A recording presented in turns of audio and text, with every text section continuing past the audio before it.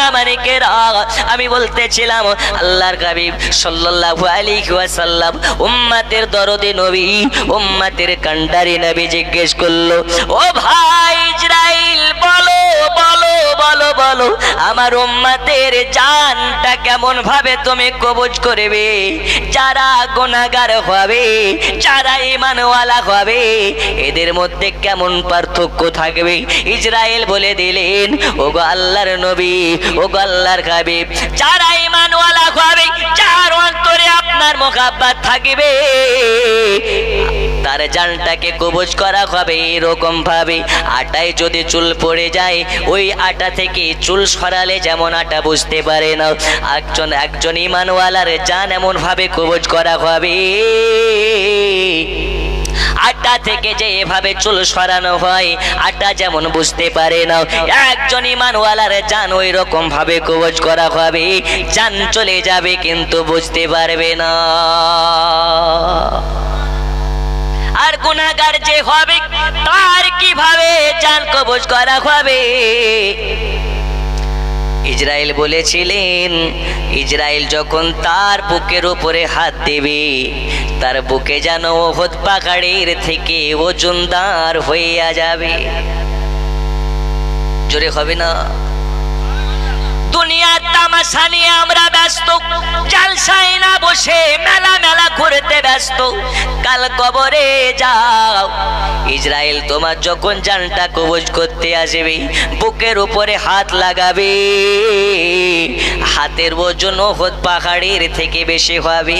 শুধু তাই নয়, তাই নয়, তাই নয়, এই ইসরাইলের চেহারা এত ভয়ানক হইয়া যাবে, এত ভয়ানক হবে, যারা বেঈমান গুনাহগার হবে, ইসরাইল মালাকুল মাউতের চেহারা দেখে কাপড়ে পেশাব করে দেবে, পায়খানা করে দেবে, থরথর থরথর করে কাঁপতে শুরু করবে, কান্না করবে, ভয়ে কাপড় খারাপ করে দেবে।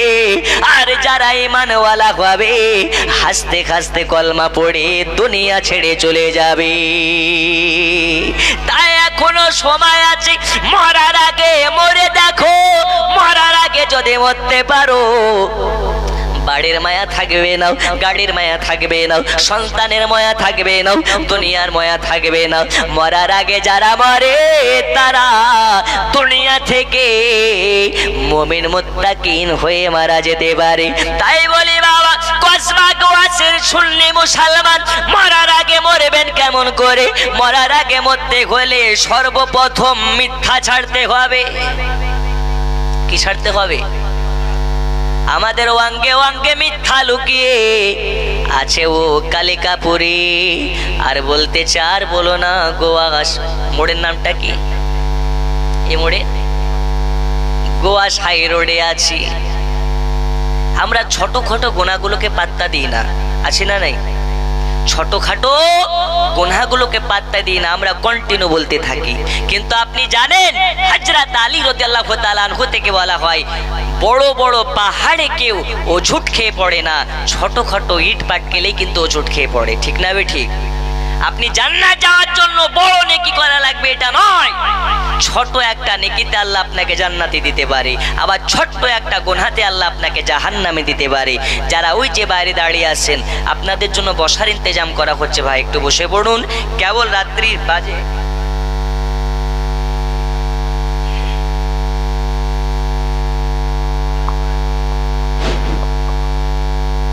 এই রান্না করার জন্যে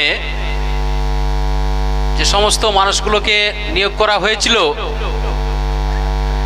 তাদের বলছি, যেখানে রান্না করার জন্য 3 জন ব্যক্তি আছে, কিন্তু যারা তাদেরকে হেল্প করবে, সাহায্য করবে, খলিল, রিয়াজুল, নজরুল ইসলাম উর্ফে হেলু, হেলু ভাই, মহবুল, মাবদুল, রিপন এবং মুরসালিম, তোমরা তাদের কাছে যাও। তারা বারবার এখানে এসে বলছে যে ওখানে কেউ নেই, অতএব গিয়ে তাদেরকে সাহায্য করো। আর এখানে পিছনের দিকে চটগুলো, যারা চট বিছাচ্ছ তারা বিছিয়ে দাও। অনেক মানুষ কিন্তু দাঁড়িয়ে আছে, তাদেরকে বসানোর ব্যবস্থা করো। আপনারা যারা বসে আছেন একটু সামনে চলে আসুন। আর মেয়েদের দিকের ব্যবস্থাটা ঠিক আছে কিনা একটু যাদের দায়িত্বে আছে তারা দেখে নাও। ঠিক আছে। দেখুন এই মাইক্রোফোনটা কত সুন্দর আর ওটা কত সুন্দর, একটু প্রথম থেকে দেন। জি, একবার দারুদ শরীফ আর ওই ভাইদেরকে বসার জন্য ব্যবস্থা করুন। সবাই যুবক ভাইরা দাঁড়িয়ে আছে, ওদের বসার জন্য আপনার কত সুন্দর স্থান করেছে, একটু ত্রিপল পেতে দিন যাতে ওরা বুঝতে পারে। দারুদ শরীফ আল্লাহুম্মা সাল্লি আলা مولانا محمد وعلى آل سيدنا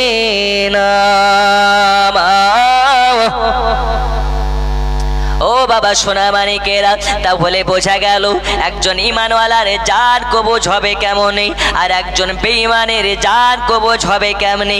আল্লাহ তাআলা আমাদের সকলকে মরার আগে ইমানওয়ালা হওয়ার তৌফিক দিন।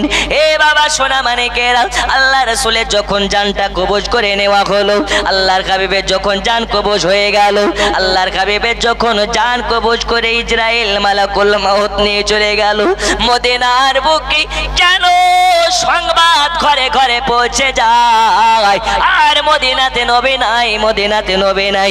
আল্লাহর নবীর ওয়াফাত হয়ে যাওয়ার ঘটনা শুনে আবু বকর দৌড়াতে লেগেছে, তোমার দৌড়াতে লেগেছে, আলী মুর্তজা দৌড়াতে লেগেছে, বেলাল দৌড়াতে লেগেছে। রাসূলুল্লাহ আরে নাই, আরে নাই, আরে নাই।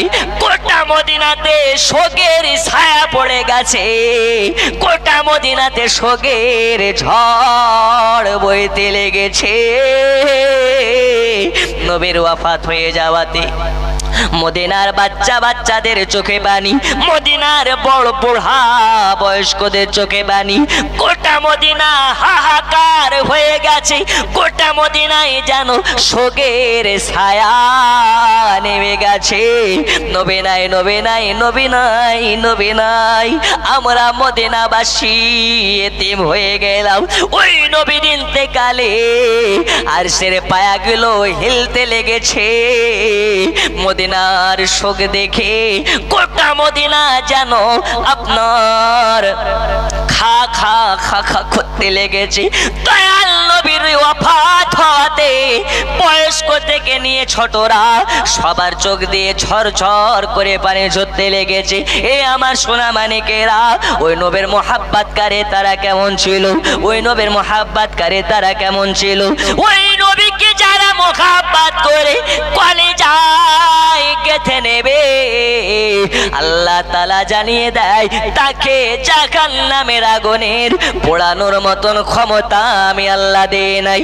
যার অন্তরে রাসূলুল্লাহর মোহাব্বত থাকবে, আল্লাহ তাআলা তাকে রাসূলুল্লাহর আঙুল ধরে আল্লাহ তাআলা তাকে জান্নাতে দেবে।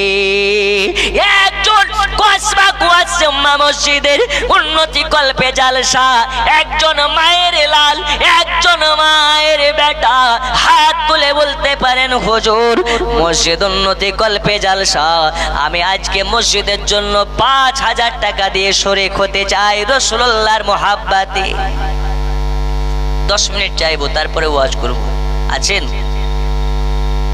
৫,০০০ টাকা দেওয়ার মতন? হবে? একজন নিব, তারপরে ওয়াজের দিকে যাবো। আছেন? একজন মারতে মুজাহিদ নবীর ওয়াফাতে, নবীর ইন্তেকালে গোটা মদিনাতে শোকের ছায়া নেমে গেছে, হাহাকার করতেছে।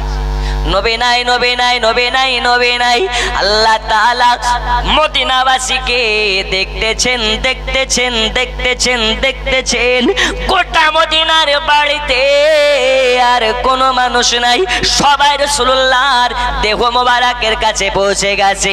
আল্লাহর হাবিবের একজন গোলাম যার নাম হচ্ছে বেলাল, এই বেলাল রাদিয়াল্লাহু তাআলা আনহু দৌড়াতে দৌড়াতে গিয়ে দয়াল নবীর দেহ মোবারকের কাছে গিয়ে বারে বারে বেহুশ হয়ে যায়, বেহুশ হয়ে যায়, আর বলে নবীজি, ইয়া রাসূলুল্লাহি, ইয়া হাবিবাল্লাহ নবীজি, আমি বেলাল আপনি ছাড়া আমি বেলাল অসহায়, আপনি ছাড়া আমি বেলাল এতিম। ইয়া রাসূলুল্লাহ ইয়া হাবিবাল্লাহ নবীজি, আপনি ছাড়া আমি বেলাল মদিনাতে আর কেমনে থাকবো?